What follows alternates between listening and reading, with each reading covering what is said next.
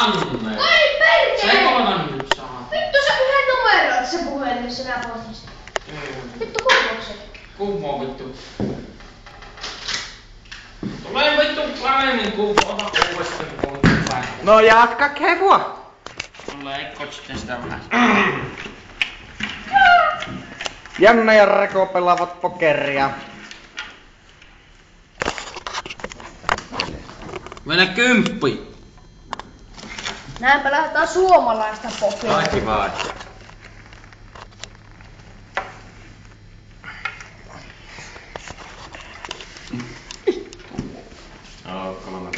Ei vittu!